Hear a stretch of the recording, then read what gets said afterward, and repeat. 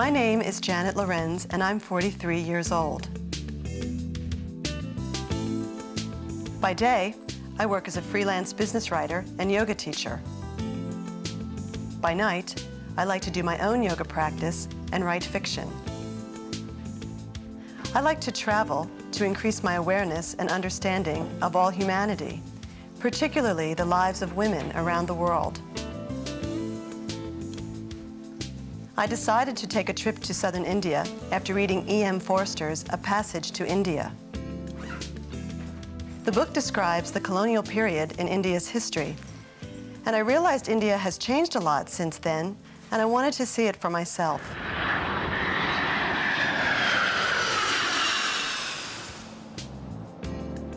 I'm traveling to the west coast of Kerala, India's southernmost state. The city, Bombay, is about 550 miles to the north.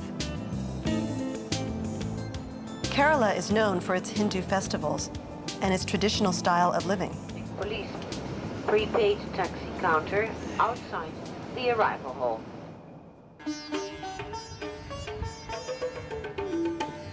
I landed in Cochin, one of the busiest ports on the western coast of India.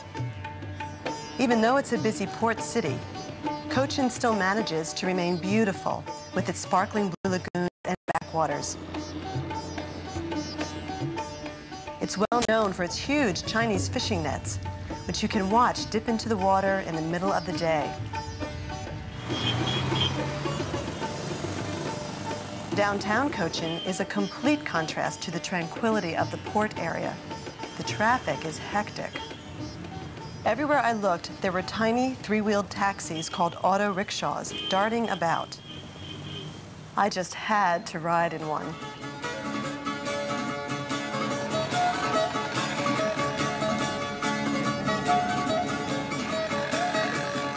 Merging with the rest of the heavy traffic was amusing, as the trucks and buses are brightly painted, some with Hindu deities.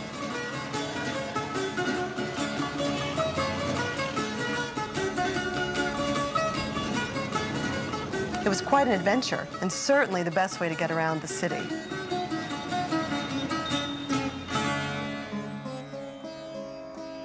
I wanted to learn more about the history of Kerala, so I went to a palace that used to be the home of a Raja, an Indian king, and spoke to an expert. So this is the Matancherry Palace? Yes, this is the Matancherry Palace. And what does that name mean? Well, Matancherry, Matana in Hebrew means gift. Cherry means the people where they live, the place people where they live. So Matancherry actually means it's a gifted land. I know it's a complicated history, but could you tell me a little bit about the system of the Rajas and when they were here? Yes, the Matancherry actually, when this palace actually was built in 1565 by the Portuguese, because there were another palace, but the thing is that in order to please the king, the Portuguese, they built a bigger palace and gave to the king as a gift. The Raja lived in the palace? Yes, Raja lived here. And how many years did that Well, span in this here? palace, they lived from 1565 onwards up to before the independence of India. That means 1948. 1948. So long. The independence of India was in 1947, but they were here up to 1948. After that, they left the palace. From that time onwards, the palace, they converted into a museum. Now it belongs to the Department of Archaeology of India. Is there such a position as the Raja now? Well, the thing is that the descendancy of royal family is still there is, but they don't have any actual power in the society or in the politics. They are considered as king, but they don't have any actual power in the society. So there is a royal family, yes. no power. All power, but they don't have any power in the politics now. Do they live in Cochin somewhere? Well, somewhere outside the Cochin, yes. Not exactly this area in Matancherry, but outside Cochin, they have the royal family descendancy there still. I know it's a complicated system, but today in modern India, well, what's going on with the caste Very system? good question. The modern system, in the modern India, the caste system exists, but actually it doesn't exist in the society. But years back, I mean, when you talk about the high caste Hindu family, the high caste, the Brahmin family and Kshatriya family, they were the politicians and the kings. And today, when you talk about the caste system, the Kshatriya, they're only people, they can become the king, or they can become one of the politicians. But when you talk about today, the present moment, anybody can become a politician. Okay. No problem. So caste system actually is sexist, but in the religion, yes. But when you talk about the marriage system, so people actually they would like to marry from the high caste and the high caste. They don't like to marry from the high caste and from the low caste. But that's not exclusive anymore. I mean, people marry across castes now. Yes, normally, I mean, it's an equilibrium, equality. The question of money and the question of possession in the society, and people, they would like to marry. The caste system means the same caste. Or if we have the intermarriage system also. The family, like Hindu, they marry the Muslims, or Hindu, they marry Christians. But the thing is that normally people, they prefer to marry from the same caste and from the same religion. Actually, the caste system exists in the society, I mean, in the religion, but not actually in the society. A very good distinction. Yes. Well, thank you. Okay, you have good. been very informative Thank on you. some Thank you, complicated historical questions.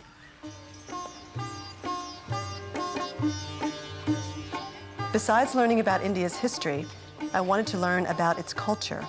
I was told about an interesting form of dance called Kathakali. The dancers wear elaborate makeup, and their costumes require lots of preparation.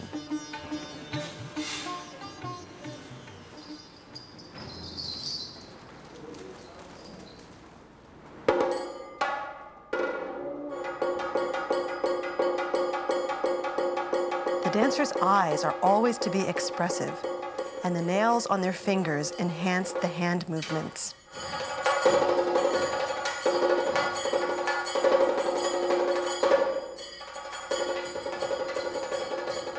It's a form of dance that tells a story.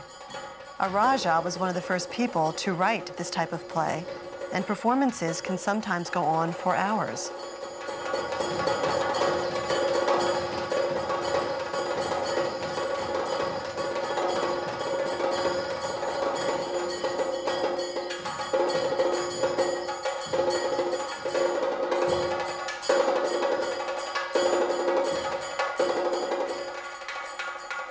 Watching the dance was fascinating because it told an interesting story.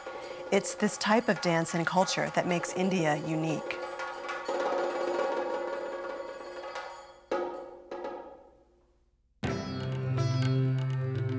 Is this our boat? Yeah.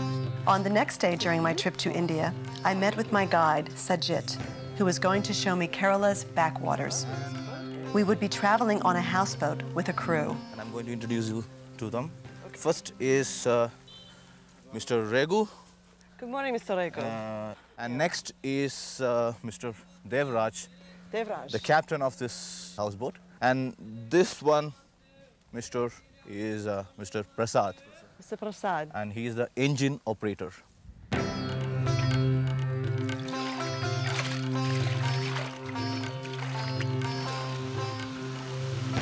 The houseboat was magnificent, a converted cargo boat made in the traditional Indian style. Riding on it made me feel I was traveling into the past, into a time of India's colonial history.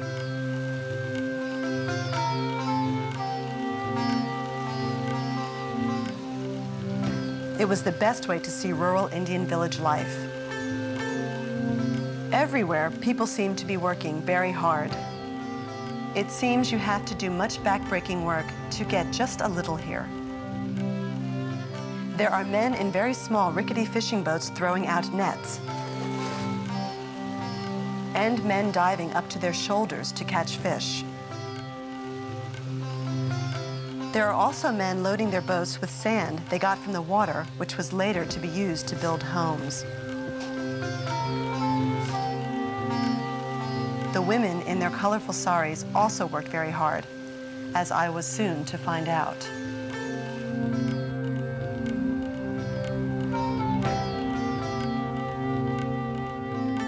Our trip through the backwaters took us into the remote regions of Kerala, where we stopped at a small village. Here, I learned about the importance of coconuts to the local economy.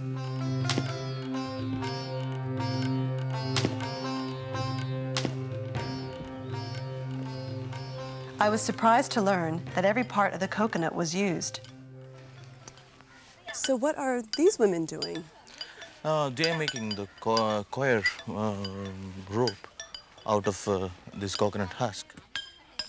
To be imprecise, they take out this husk out of the coconut, and the coconut will be used in the home, and the husk will be taken to the water, which will be soaked for some time, and they'll take it out, beat like this. Without beating it, the skin won't come out. So you can, if you want to try and experiment that one, yes, go ahead. I decided to give it a try. It comes off. It does. Let her show you the later things, because this is the main thing which comes out. You can stand beside her and...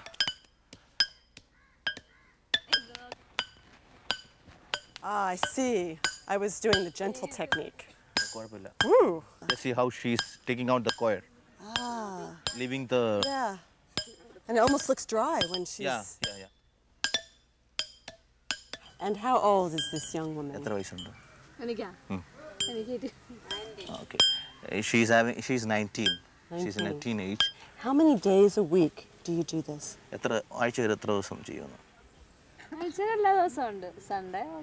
Yeah, Sunday is a holiday and all the rest is she works. So she's working 6 days a week? Yeah. 6 pretty back-breaking hours a day? Yeah, only, but the thing is that she's only working up to 12 o'clock. Okay. After the day, she's enjoying with her brothers or sisters or any others. Do you go to school? School She has done her 10th examination. She may be going for the college. Well, it was wonderful to meet you. The older woman in the group spins the wheel that turns the raw material into finished rope. It was a lot of hard work to make rope. When I think of how easy it is to buy rope in the city, I was impressed at the perseverance of the women. The women work at this from 6 a.m. to noon, 6 days a week. After that, they pretty much do the normal things: bathe, have lunch, and spend the day in leisure or doing household chores. Television is very popular. Everyone has a satellite dish. The young women are not backward, though. All of the women of the backwater receive a primary education that is sufficient to prepare them for college.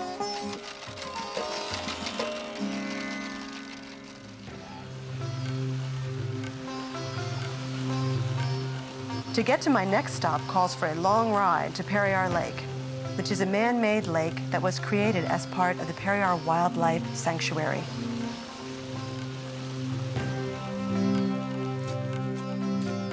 Manu? Hi. Janet. Nice to meet you. Nice to meet you. Manu was going to take me out in the boat and point out the various wildlife in the sanctuary.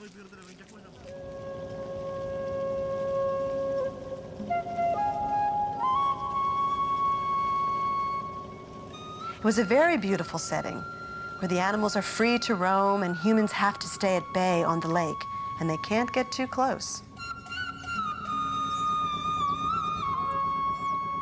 What's the most common animal, or what I'll probably see today? Elephants, bisons. Actually, here in India, we don't have bison. That is called gaur. That's the largest oxen. How do you spell that? G-A-U-R. G-A-U-R. Gaur. Gaur.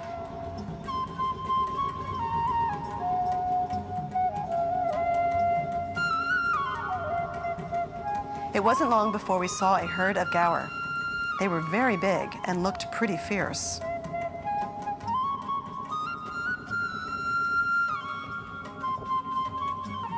Next, we saw some wild boar. It was really wonderful to see animals in their natural habitat, not paying the least bit of attention to me out in the boat.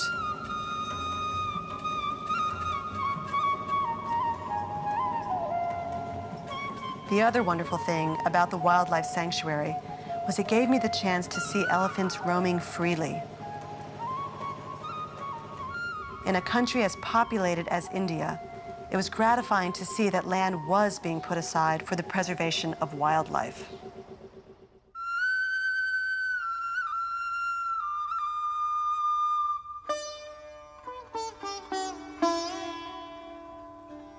I wanted to visit a tea plantation, because it is one of the primary work sites for women of Kerala.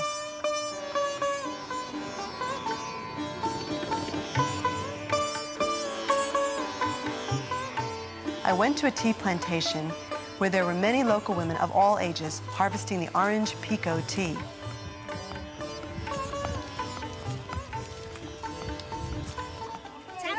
Hello. Okay, I can stand here. Because I looked able-bodied, they recruited me to help. Harvesting tea here. Okay, so by hand, just pulling. Okay, like this. This, and then I hold, and then I just do two-handed, right? Okay. Apparently I wasn't too good at it, because they all came over to help. I got two at once here. This is okay. Oh, got it. And these women are not reserved like some of the women of the backwaters or the women in some of the towns.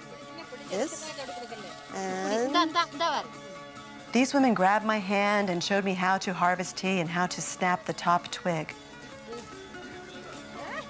Then they led me around the hillside. Get on in here. In here. Here. Okay. And here we go. All right. I'm doing my. I'm sort of like a bull at this. Oh wait. There we go. There we go. Oh, see, you're right. When you point to them, they break so easily, and when I grab them, they seem to just say, "No, I'm sorry." Janet. Your name? Manju. Manju? Oh. Okay, Manju, I'm having trouble with this one. Oh, yes. Mm-hmm. Oh, yes. I think I'm good at inventory, maybe.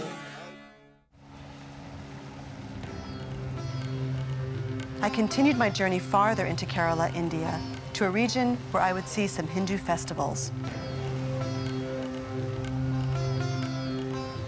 Traveling again on the boat, we had to get off and drive to the area where the festivals were being held.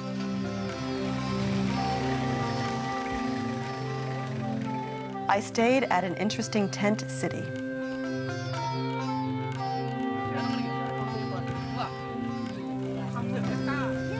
There I watched some of the young girls play a form of hopscotch I'd never seen before. Ooh, way out. It looked easy, so I thought I would give it a try. All right, so I do like hop, hop, and I'm supposed to jump on that? Can I do it with this foot? Yeah, you can use any foot.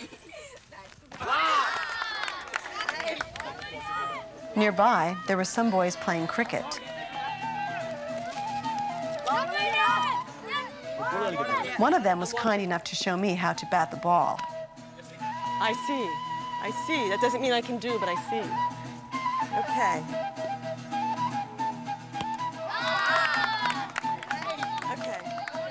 While the hopscotch seemed easy, the cricket was a little more difficult. This is not my game. Let's see if we can just get one that I can, save face with. Well, I was a lousy batter, so I tried my hand at pitching. Okay? Oh, yeah. If you could do like that, perfect. Otherwise, At least I provided some amusement for the locals. Okay, here we go. I already forgot that. Something about... Okay, so I just need to move it over. I love the Hindu sub-festivals.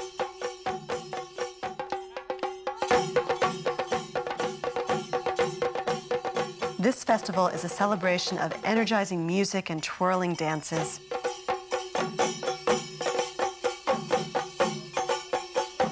Though this is a traditional Hindu festival, it is one where all religions are invited to join the celebration.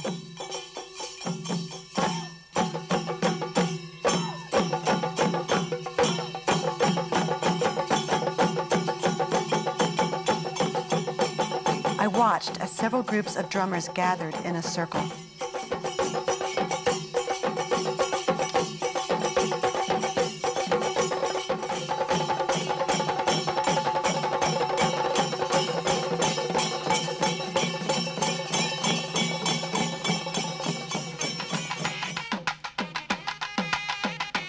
There were also men playing horn instruments and dancers twirling around.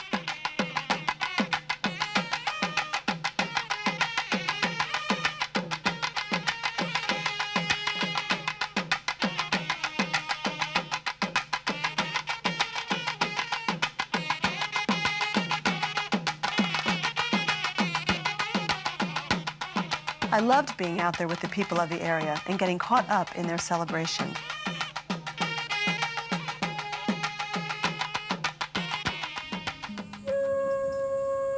The Hindu tradition includes many festivals called horams.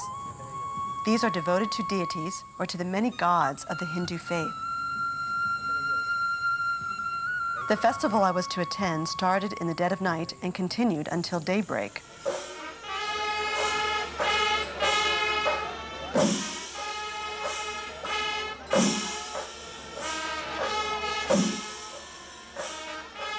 One of the grandest festivals is one which up to this year has been closed to non-Hindus.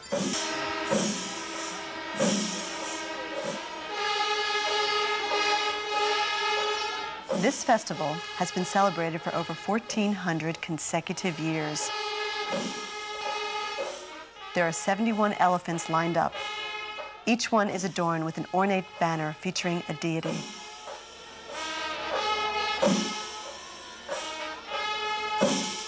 The Hindus are celebrating the arrival of Vishnu. Vishnu is the preserver of universal order. The center elephant with the large gold banner is Vishnu. Near the festival was a large outdoor market where the worshippers could buy food and many items such as jewelry.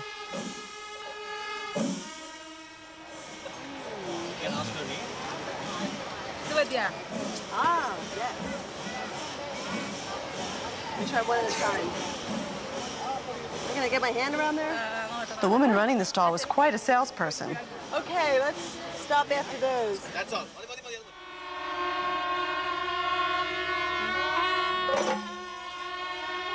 At dawn, the elephants move forward in slow procession as the Hindu worshippers move in rotation around them. I was told this symbolized visitation to all the temples and deities. The festival was extraordinary, and the pageant would continue for many hours.